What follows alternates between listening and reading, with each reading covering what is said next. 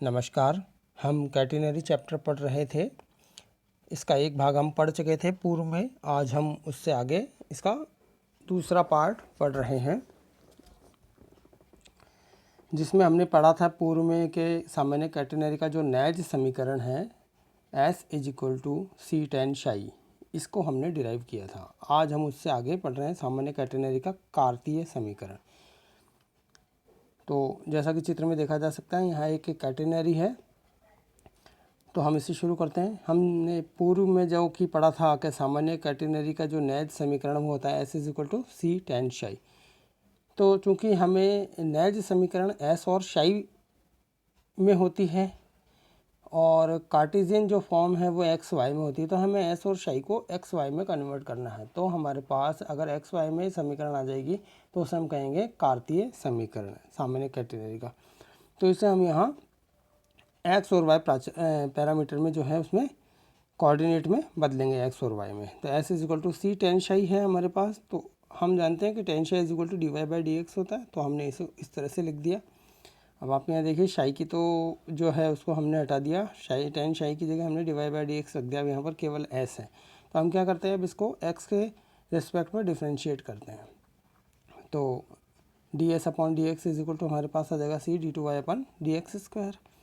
अब हमने कैलकुलस में जो फर्स्ट ईयर में एक चैप्टर था हमारे पास, चाप की लंबाई के अवकलज, वहाँ से हमारे पास एक फार्मूला था ds/dx = √1 + dy/dx²। ये जो फार्मूला है ये ds/dx का है, चाप की लंबाई का अवकलज है ये with respect to x। Right hand side में C d2y/dx² as it is हमने लिख दिया। इसे समीकरण नंबर 1 से हमने प्रदर्शित कर दिया। इसको सिंपल वे में सिंप्लीफाई करने के लिए हमने क्या करा कि dy/dx को p मान लिया। तो d2y/dx² हो जाएगा हमारे पास dp/dx। अब समीकरण नंबर 1 और 2 से हम क्या करते हैं कि 2 से हम dy/dx और d2y/dx², इसकी वैल्यू हम समीकरण नंबर 1 में जब रखते हैं तो हमारे पास ये समीकरण आ जाती है √1 + p² = C dp/dx। इसको हम इंटीग्रेट करेंगे तभी हमारे पास क्या है कि x और y में हमें समीकरण चाहिए। तो x के रूप में हमारे पास यहाँ जब हम x के सापेक्ष इसका समाकलन करते हैं तो देखिए हमारे पास आ गया x + a1। a1 is the constant, समाकल स्थिरांक। तो x + a1 c, और ये स्टैंडर्ड इंटीग्रल है dp/√1 + p² sine hyperbolic p। ये आपने 12th क्लास में जो इसका फार्मूला पढ़ा था, तो वहाँ से हमने क्या कर दिया, इसका फार्मूले को यूज़ कर लिया और इस तरह से हमने इसे लिख दिया। इसे समीकरण नंबर 3 दे दिया, क्योंकि निश्चित समाकल इसलिए यहाँ कांस्टेंट आएगा। अब हमें इस a1 की वैल्यू निकालनी है। तो इस a1 की वैल्यू निकालने के लिए हम यहाँ पर क्या, जो निर्देशीय अक्ष है उनको मानेंगे, यानी कि y अक्ष और x अक्ष को मानेंगे। तो पहले हम यहाँ y अक्ष को मानेंगे, क्योंकि यहाँ a1 की वैल्यू निकालनी है। तो a1 की वैल्यू कैसे निकलेगी कि देखिए कैटेनरी का जो पॉइंट है C, इससे जाने वाली जो ऊर्ध्वाधर रेखा है, C पॉइंट यहाँ पर हमें दिख रहा है निम्नतम बिंदु, इससे जाने वाली जो ऊर्ध्वाधर रेखा है इसे हम y अक्ष मान लेते हैं। तो इस ऊर्ध्वाधर रेखा पर जो बिंदु C है, इस बिंदु C पर जो है हमारे पास क्या है, चूँकि y अक्ष है और बिंदु C y अक्ष पर है, इसलिए x का मान यहाँ पर क्या होगा, 0। और x का मान 0 होगा तो dy/dx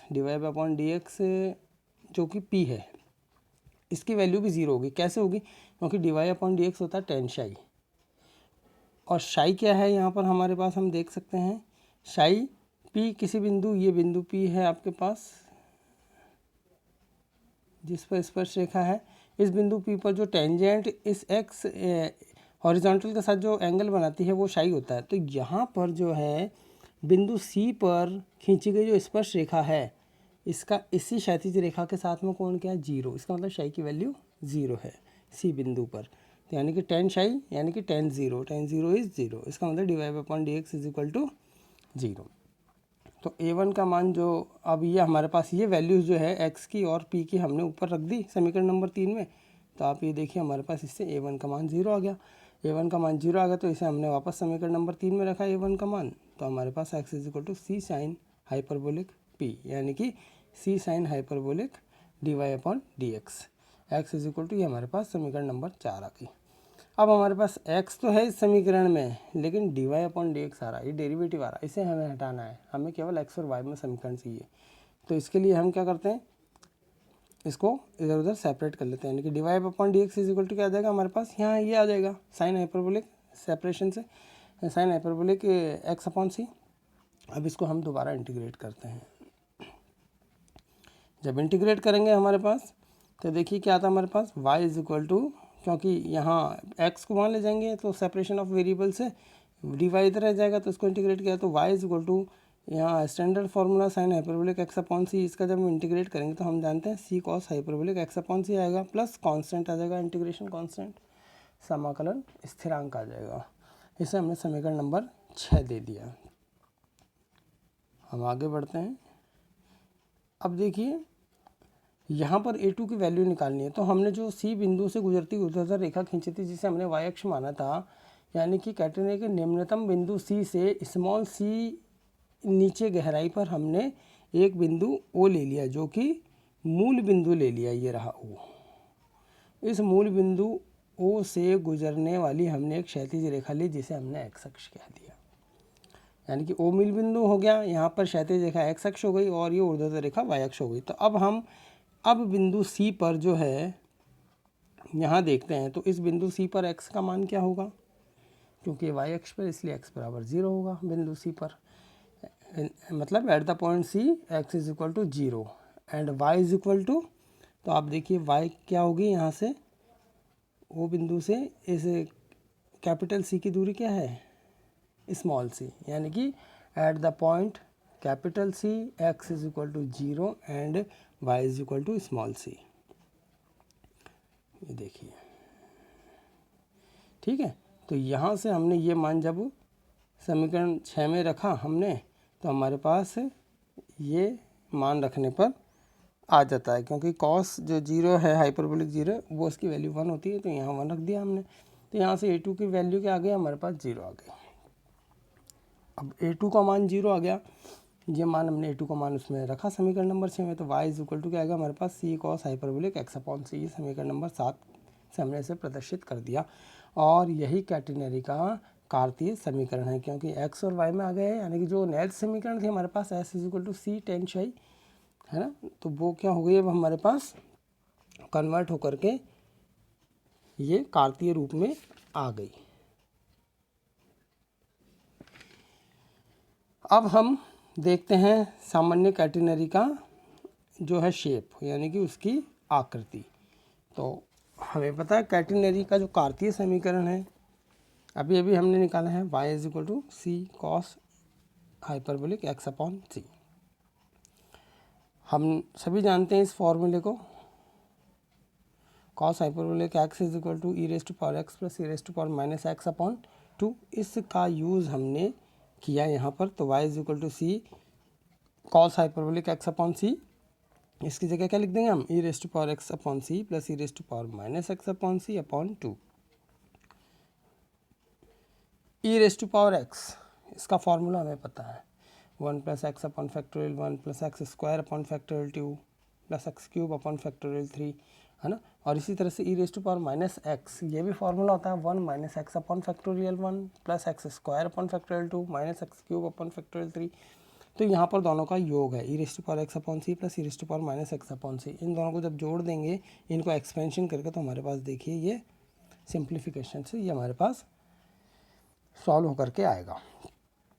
अब यहाँ पर यदि हम c को इतना बड़ा लें x की तुलना में, कि ये सिंप्लीफाई कर दिया हमने, यहाँ पर ये आ गया, यानी कि अब c को x की तुलना में बहुत बड़ा लेने पर जो हमारे पास है, इसकी आगे की जो टर्म्स है, तीसरे पद से लेकर के जो आगे की टर्म्स है, वो बहुत ही छोटी होंगी, जो कि नगण्य होंगी, तो इसलिए हम उन्हें छोड़ सकते हैं। तो इन्हें छोड़ने पर देखिए हमारे पास क्या था, y is equal to c plus x² 2c।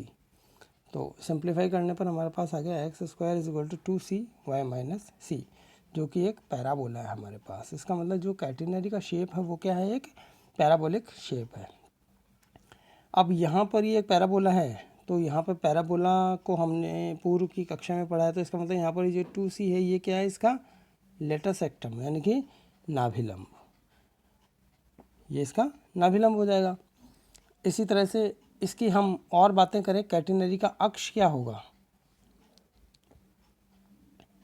ठीक है, तो कैटेनरी का अक्ष, चलिए हम चित्र की तरफ चलते हैं यहाँ पर। हाँ, इस चित्र में देखें हम कैटेनरी का अक्ष, तो जो इस निम्नतम बिंदु सी से गुजरने वाली ये जो ऊर्ध्वाधर रेखा है, जो कि हमने वाई अक्ष कही है, ये क्या कहलाती है, कैटेनरी का अक्ष कहलाती है। इसी प्रकार कैटेनरी का प्राचल, प्राचल हम किसे कहेंगे, यहाँ पर जो कैटेनरी का निम्नतम बिंदु सी से ओ बिंदु तक की दूरी है स्मॉल सी, वो इस कैटेनरी का प्राचल कहलाता है। यानी कि जो कैटेनरी का जो है शेप वो इस पैरामीटर पर डिपेंड करता है। इसी प्रकार कैटेनरी के शीर्ष की बात करें तो ये जो बिंदु निम्नतम बिंदु सी है, कैपिटल सी, जिसके कि कोऑर्डिनेट हमारे पास क्या होंगे, 0 C, ये इस कैपिटल बिंदु सी के कोऑर्डिनेट होंगे। तो यही हमारे पास क्या कहलाता है, इसका कैटेनरी का शीर्ष, यानी कि वर्टेक्स ऑफ द कैटेनरी। नाभिलंब मैंने आपको अभी बताया 2C जो है वो इसका नाभिलंब होगा। इसी प्रकार कैटेनरी की जो विस्तृति है, यानी कि ये जो बिंदु कैटेनरी के जो जिन पर ये हैंग हो रखी है, कैटेनरी के 2 पॉइंट हैं ए और बी, ये दोनों बिंदु अगर एक ही क्षैतिज रेखा में हैं तो ए से बी बिंदु की दूरी, यानी कि इन दोनों बिंदुओं की ए और बी के बीच की दूरी जो है वो क्या कहलाती है, कैटेनरी की विस्तृति, यानी कि स्पैन ऑफ द कैटेनरी। ये ए बिंदु है और ये बी बिंदु, तो ये अगर एक ही क्षैतिज रेखा में है तो ये जो दूरी है वो का कैटेनरी की विस्तृति कहलाती है। इसी प्रकार कैटेनरी का झोल, यानी कि सैग ऑफ द कैटेनरी, ये जो इसकी विस्तृति है ए बी, यानी कि जो डिस्टेंस है इनकी ए बी, इससे जो अपना कैटेनरी का निम्नतम बिंदु सी है उसकी गहराई, मतलब ये जो गहराई है ना, यहाँ से लेके यहाँ तक ये जो दूरी है, ये हमारे पास कैटेनरी का झोल, यानी कि सैग ऑफ द कैटेनरी, कैटेनरी का झोल कहलाती है।